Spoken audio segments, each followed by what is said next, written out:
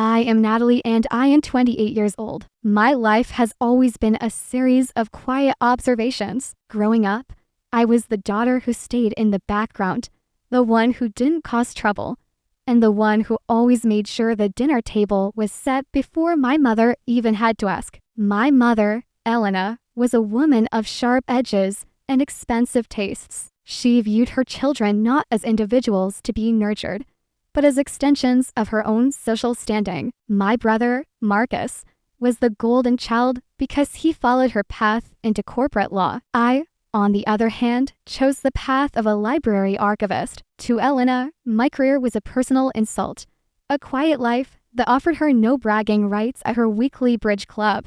The tension in our family had been simmering for years, but it reached a boiling point when my father passed away. My father was a gentleman, a carpenter who had built a small empire of real estate holdings through sheer grit and a keen eye for undervalued properties. When he died, he left a will that was surprisingly specific. He knew Elena's spending habits, and he knew Marcus's tendency to chase high-risk investments. Consequently, he left the bulk of his liquid assets and the deed to our ancestral family home to me, under a trust that I would fully inherit upon my 28th birthday.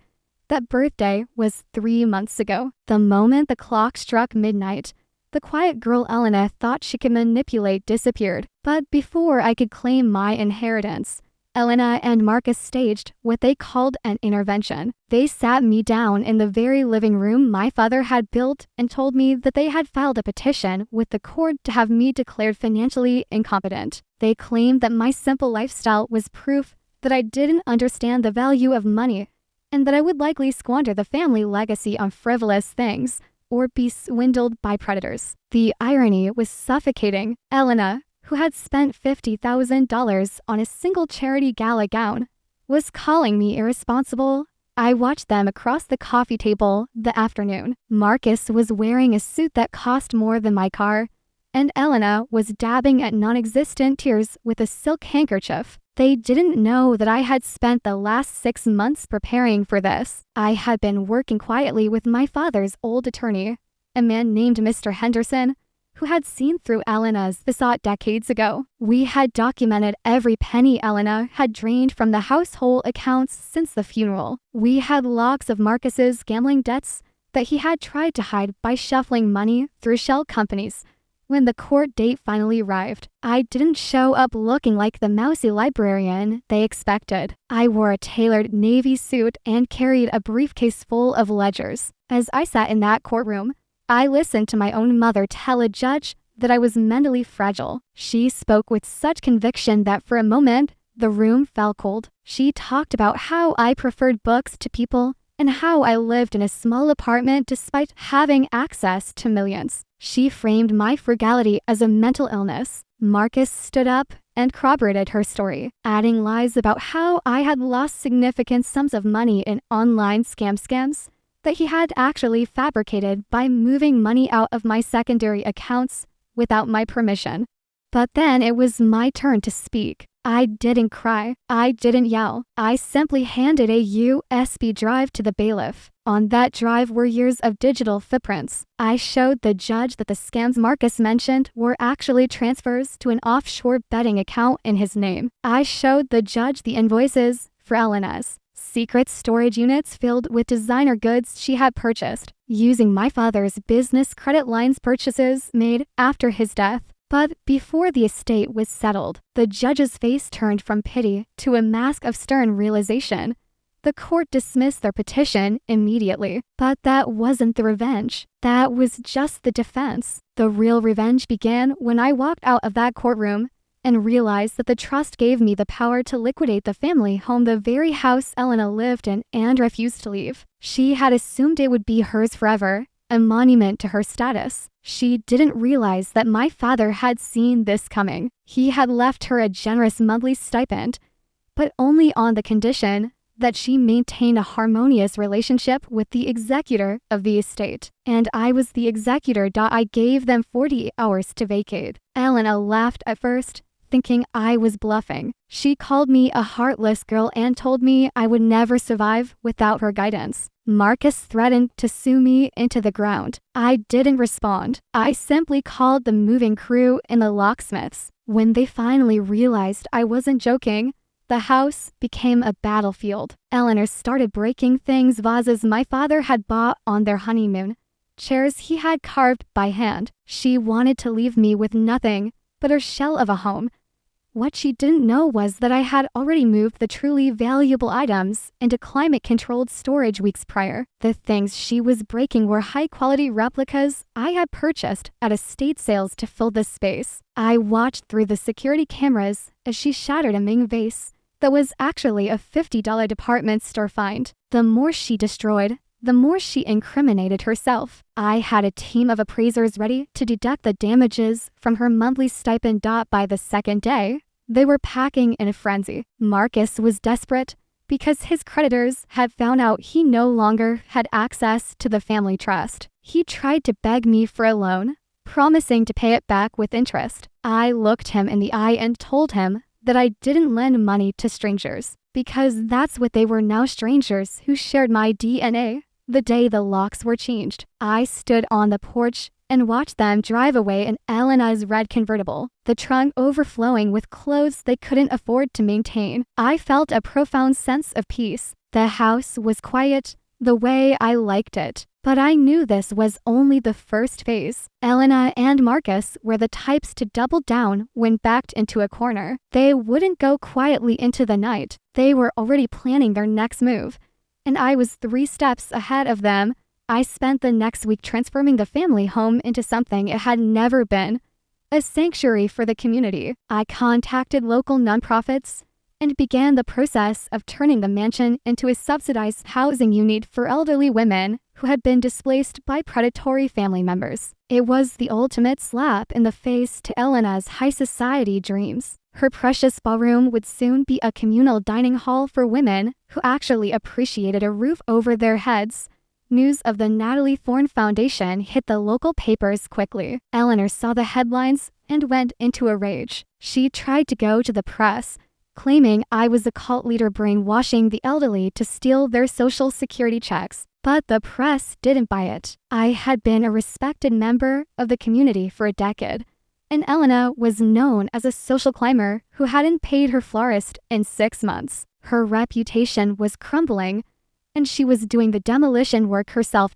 As the weeks went by, I started receiving frantic letters from Marcus's legal team. It turned out he had used the family home as collateral for a private loan he took from some very dangerous people. Since he didn't own the home, the loan was fraudulent. Now, those people were looking for him, and they didn't care about his law degree. He was hiding out in a cheap motel on the outskirts of the city, calling me 30 times a day. I blocked his number. I decided it was time to take a trip. I needed to visit my father's old cabin in the mountains, a place Elena hated because there was no cell service and no one to impress. It was there that I found the final piece of the puzzle. My father had left a hidden safe behind the fireplace. Inside wasn't money or gold. It was a diary that detailed exactly how Elena had manipulated him into marriage and how she had systematically alienated him from his own siblings.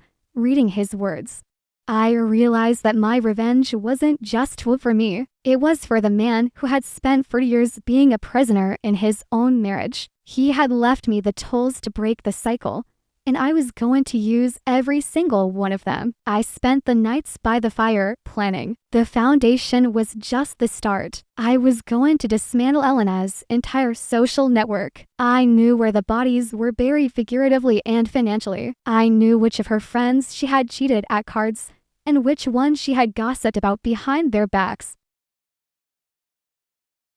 I returned to the city with a new sense of purpose. I hosted a legacy gala for the foundation and invited every single person in Elena's old social circle. I made sure the invitations were elegant and exclusive. Elena, of course, was not invited, but she showed up anyway. She thought she could make a scene and reclaim her throne. She arrived in a dress that was 2 sizes too small, looking haggard and desperate.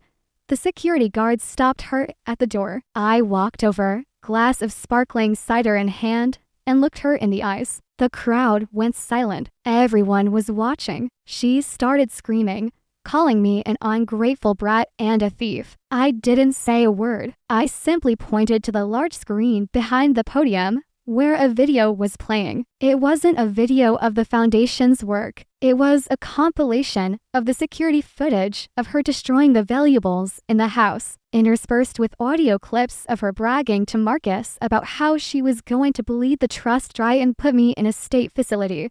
The room was so quiet you could hear a pin drop. The socialites she had spent years trying to impress backed away from her as if she were contagious. Her fall from grace was televised and recorded on 100 smartphones. She realized then that she hadn't just lost the house and the money. She had lost the only thing she ever truly valued, her image. She fled the building, tripping over her heels in the parking lot.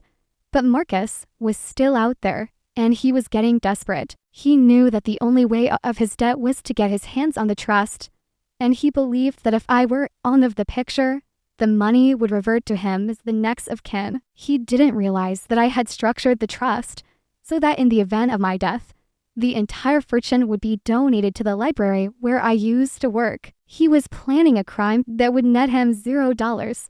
I started noticing a black sedan following me. It was the same car Marcus had borrowed from a friend. He wasn't even good at being a villain. He followed me to the library, to the grocery store, and back to the mansion. I didn't call the police immediately. I wanted to see how far he would go. I wanted him to think he was winning. I started leaving clues for him, fake bank statements left in my trash, notes about hidden gold in the basement of the mansion.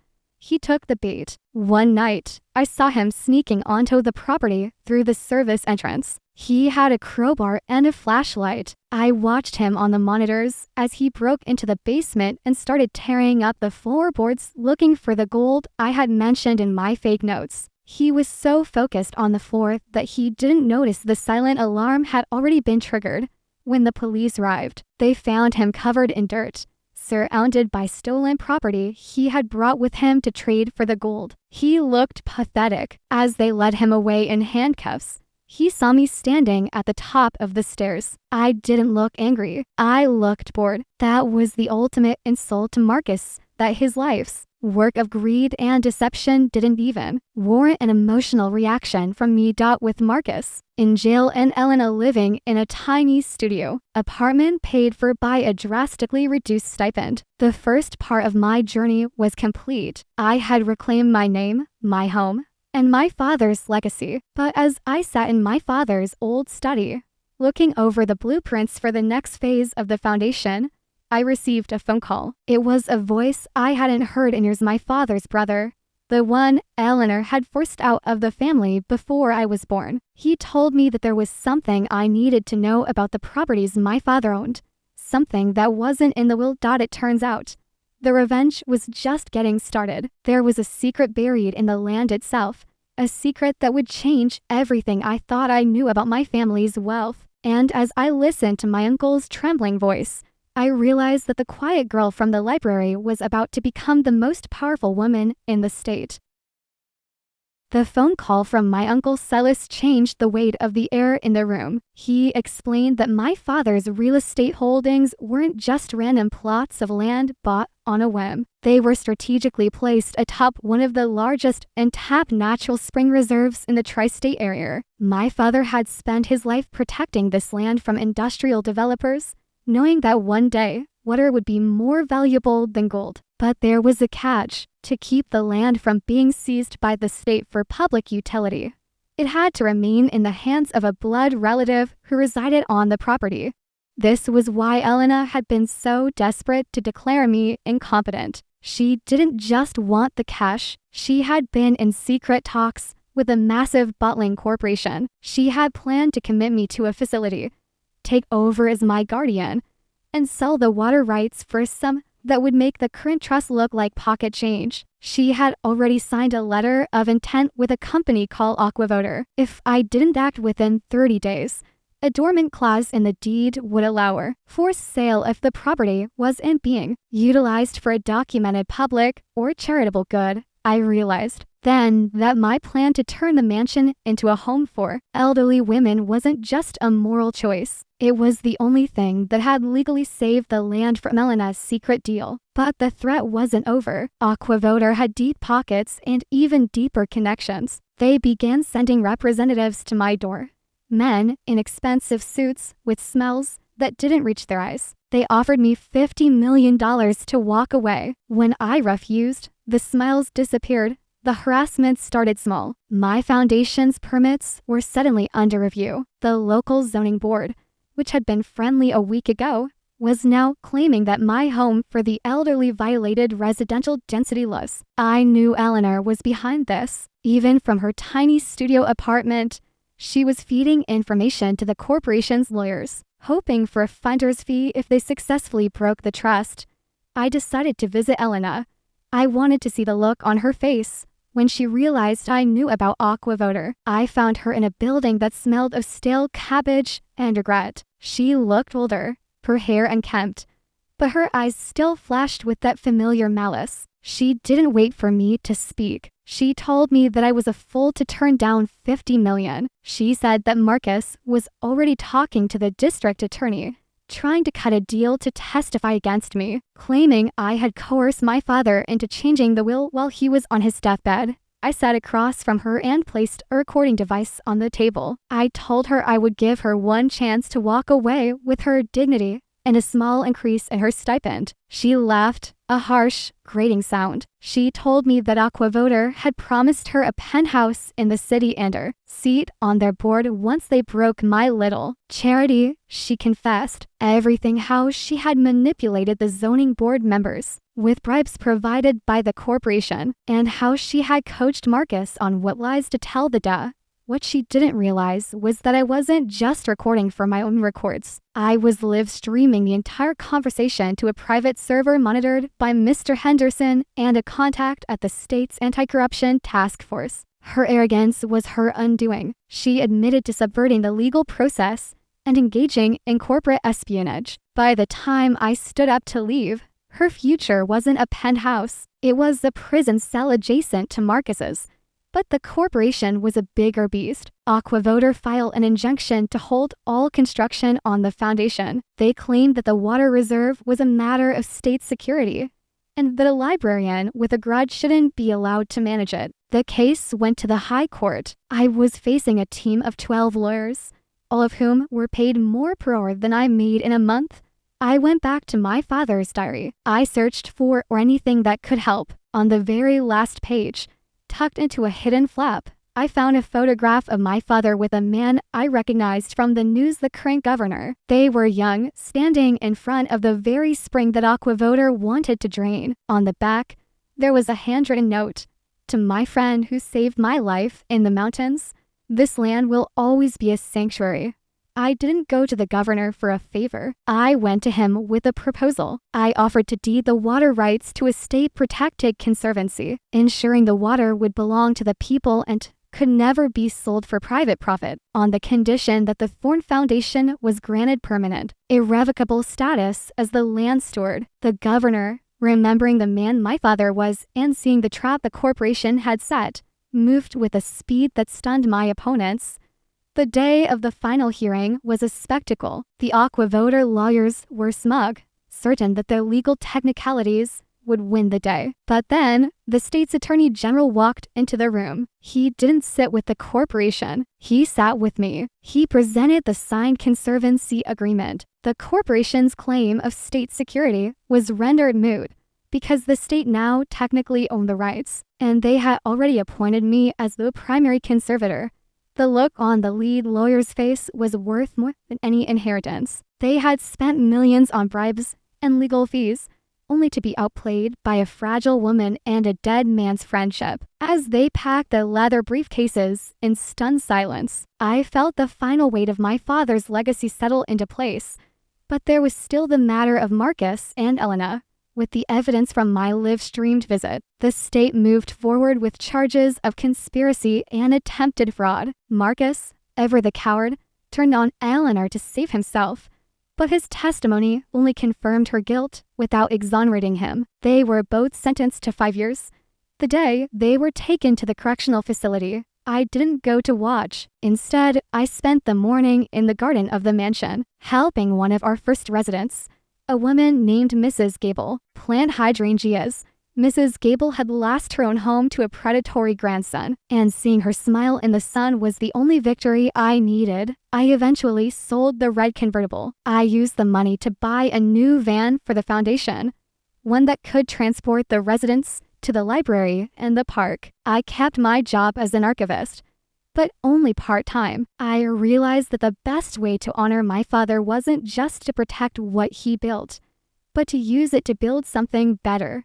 Months later, I received a letter from the prison. It was from Marcus. He was asking for money for the commissary, complaining about the food and the noise. I didn't burn the letter. I filed it away in a folder labeled closed accounts. I sent him a single book, a manual on basic ethics and financial responsibility. I never heard from him again.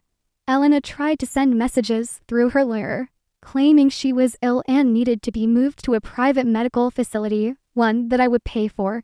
Of course, I sent her the brochures for the most basic, state-mandated care options. I told her that since she believed I was too irresponsible to manage money, I had decided to follow her advice and keep the purse strings very tight. The My Calm Revenge wasn't about a single explosion or a loud confrontation. It was about the slow, methodical dismantling of a toxic power structure. It was about showing the people who thought I was weak that silence and a lack of strength. It's a form of focus. Now, when I walk through the halls of the mansion, I don't hear the echoes of Elena screaming or the heavy footsteps of Marcus's greed. I hear the quiet rustle of book pages, the clinking of teacups, and the steady, rhythmic sound of the natural spring flowing deep beneath the earth, a resource that is finally, truly safe. I am Natalie. I am 28 years old, and I have finally learned that the best revenge is living a life so full of purpose that the people who tried to destroy you become nothing more than a footnote in your story. If you enjoyed this conclusion to Natalie's journey and want to hear more stories of how the quietest people can plan the most devastating and deserved retribution, make sure to subscribe to My Calm Revenge. We bring you tales of justice served cold and calculated every week. Your support helps us keep these stories of vindication alive. Subscribe now and never miss a moment of the revenge you've been waiting for.